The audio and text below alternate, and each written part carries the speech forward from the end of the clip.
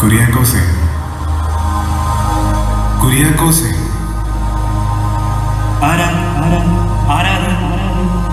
നീ ദിവസം തോറും ഉയർത്തുന്ന തിരുവോസ്തിയിൽ ജീവിക്കുന്ന ദൈവമാണ് ഞാൻ. കർത്താവേ, പാപി എന്റെ മുൻപിൽ അങ്ങ് വരാൻ തക്ക എന്ത് യോഗ്യതയാണ് എനിക്കുള്ളത്? മകനെ, നിന്നെ ഒരു ഉപകരണമാക്കി നിരവധി കാര്യങ്ങൾ എനിക്ക് ലോകത്തോടും വരുവാനിരിക്കുന്ന തലമുറയോടും പറയാനുണ്ട്. അതുകൊണ്ട് ഞാൻ പറയുന്നവ നീ ശ്രദ്ധിച്ചു കേൾക്കണം. ക്രിസ്തീയ കുടുംബ സമാധാനവും ഐക്യവും പരസ്പരമുള്ള സ്നേഹവും ജനതയുടെ ഉന്നതിയും മുന്നിൽ കണ്ടുകൊണ്ട് നല്ല ഉപദേശങ്ങൾ നൽകുന്ന സൂക്തങ്ങൾ നിറഞ്ഞൊരു പുസ്തകം നീ രചിക്കണം. ഭാവി തലമുറയ്ക്ക് അതൊരു മാർഗദർശിയും വഴികാട്ടിയുമായിരിക്കണം. പക്ഷെ കർത്താവേ, എനിക്കൊന്നും മനസ്സിലാകുന്നില്ല. പരസ്പരം സ്നേഹിച്ചും സഹായിച്ചും പങ്കുവച്ചും ജീവിക്കുന്നവർക്ക് എന്തിനാണ് ഈ സൂക്തങ്ങൾ? വരൂ, അന്ന് എന്താണ് സംഭവിക്കാൻ പോകുന്നതെന്ന് നിനക്ക് ഞാൻ കാണിച്ചു തരാം.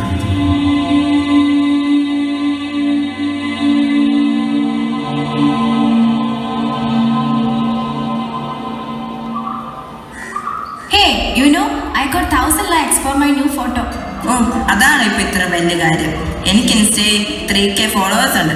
ഒരു ഫോട്ടോയ്ക്ക് മിനിമം 2K ലൈക്സ് എങ്കിലും കിട്ടും. ഓ, എന്റെ ബർത്ത്ഡേ ഒന്ന് കഴിഞ്ഞോട്ടെ, അതിന്റെ ഫോട്ടോസ് ഇട്ടിട്ട് നിനക്ക് ഞാൻ കാണിച്ചു തരാം. പിന്നെ എടി, നാളെ എന്റെ ബർത്ത്ഡേ, എല്ലാരും കൂട്ടിക്കൊണ്ട് അങ്ങ് വന്നേക്കണം. ശരിയടി, അപ്പൊ നാളെ കാണാം. ഒത്തിരി ലേറ്റ് ആയി. ഓക്കെ എടി, ബൈ, സീ യു ടുമോറോ.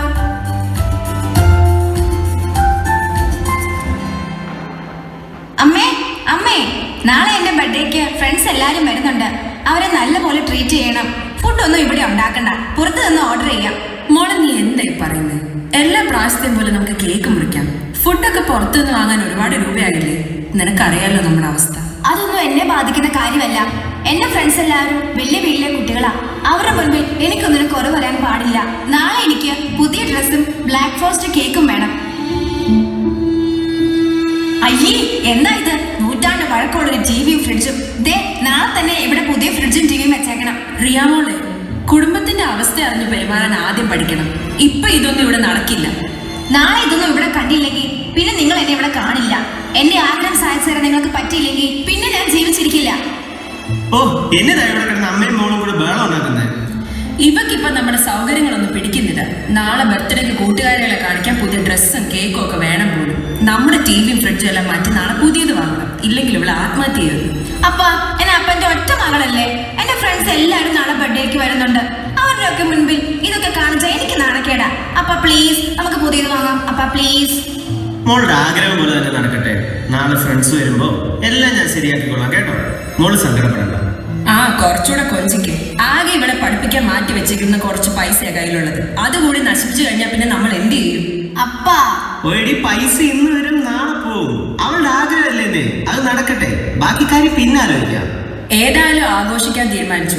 എന്നാ പിന്നെ നിന്റെ ക്ലാസ്സിൽ പഠിക്കുന്ന സ്നേഹം നമ്മുടെ അയൽവക്കത്ത് താമസിക്കുന്നുണ്ടല്ലോ, അവളെയും കുടുംബത്തെയും കൂടെ നിന്റെ പിറന്നാളിന് ക്ഷണിക്കാം. ഓ, അത് വേണ്ട. അവൾ വലിയ പ്രാർത്ഥന ഉപദേശവും ഒക്കെയാണ് നടക്കുന്നവളാ. എനിക്ക് അവളെ ഇഷ്ടമല്ല.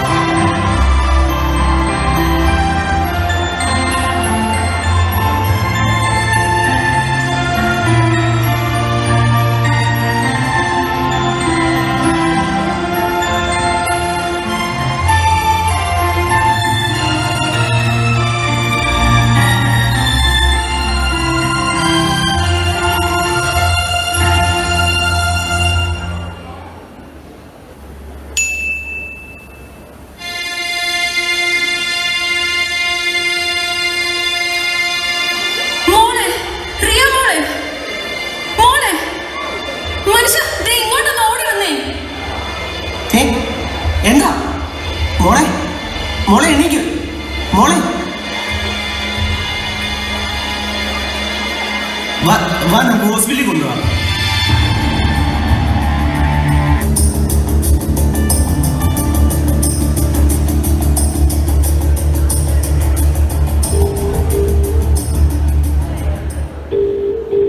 ഹലോ എടാ, എൻ്റെ കൊച്ചു ഹോസ്പിറ്റലാണ്, ക്രിട്ടിക്കലാണ്. കുറച്ച് പണം വേണം.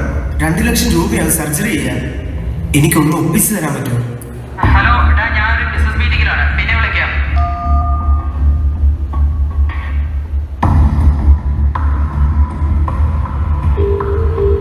ഹലോ എടാ, ഞാൻ അത്യാവശ്യ കാര്യം ചോദിക്കാൻ വിളിച്ചതാണ്. എൻ്റെ മോൾ ഹോസ്പിറ്റലിൽ അഡ്മിറ്റ് ആണ്. അത്യാവശ്യമാണ്, കുറച്ച് പണം തന്ന് സഹായിക്കാൻ പറ്റുമോ? എടാ, അത് ഇന്നവളുടെ പിറന്നാളായിരുന്നു, മുഴുവനും ചെലവായി പോയി. കുട്ടികളുടെ വാക്കുമായിട്ട് ഓരോന്നും ചെയ്യുമ്പോൾ ആലോചിക്കണമായിരുന്നു.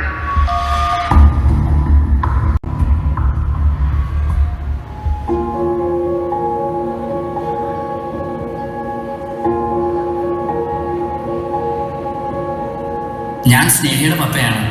പ്രേമോയ്ക്ക് ഇപ്പം എങ്ങനെയുണ്ട്? ഇവളാണെങ്കിൽ രാവിലെ മുതൽ നിങ്ങൾ വീട് വരെ വരാൻ വഴക്കായില്ല. പിന്നെ അവിടെ എന്തോ സെലിബ്രേഷൻ ആയതുകൊണ്ടാണ് വരാഞ്ഞത്. മോക്ക് ക്രിട്ടിക്കലാണ്, സർജറി വേണം, കുറേ രൂപയോ. ഉണ്ടായിരുന്ന പണം എല്ലാം എടുത്താണ് അവളുടെ ബർത്ത്ഡേ സെലിബ്രേഷൻ നടത്തിയത്. ഇനി കയ്യിലൊന്നുമില്ല. എന്ത് ചെയ്യണമെന്ന് എനിക്കറിയില്ല. നീ വിഷമിക്കാതെ, ഇത് കുറച്ച് പണമാണ്. സർജറിക്ക് തികയുമോ എന്നറിയില്ല, എന്നാലും അത്യാവശ്യം നടത്താനും. എടോ, ഞാനും ഒരു പെൺകൊച്ചിൻ്റെ അപ്പനല്ലേ, എനിക്ക് മനസ്സിലാവും. നമ്മൾ മാതാപിതാക്കന്മാർ മക്കൾക്ക് എപ്പോഴും നന്മ വരാൻ ആഗ്രഹിക്കാറുള്ളൂ. അതുകൊണ്ട് തന്നെ അവർ ചോദിക്കുന്നത് എന്തും വാങ്ങിച്ചു. ചാവറേച്ചൻ പറഞ്ഞതുപോലെ നമ്മുടെ പ്രാപ്തിക്ക് മുകളിലുള്ള ചിലവുകളും ആഡംബരഭ്രമവും നമ്മുടെ നാശത്തിലേക്കേ വഴിവെക്കും. ഇത് എൻ്റെ ഒരു എളിയ സമ്മാനമാണ്. ഈ ചാവരും നിനക്കും നിന്റെ കുടുംബത്തിനും എന്നെന്നും ഒരു വഴികാട്ടിയായിരിക്കും. സ്നേഹമോടെ, എൻ്റെ മകൾക്ക് സോഷ്യൽ മീഡിയയിലും അല്ലാതെയായി ആയിരക്കണക്കിന് സുഹൃത്തുക്കളുണ്ടായിരുന്നു. പക്ഷെ ഒരാപത്ത് കാലത്ത് ഓടി വരാൻ നീയും നിന്റെ കുടുംബവും ഉണ്ടായിരുന്നുള്ളൂ. സന്തോഷത്തിൽ കൂടെ നിൽക്കുന്ന 1000 സുഹൃത്തുക്കളെക്കാൾ ആപത്ത് കാലത്ത് കൂടെ നിൽക്കുന്നവനാണ് യഥാർത്ഥ സ്നേഹിതനും സുഹൃത്തും.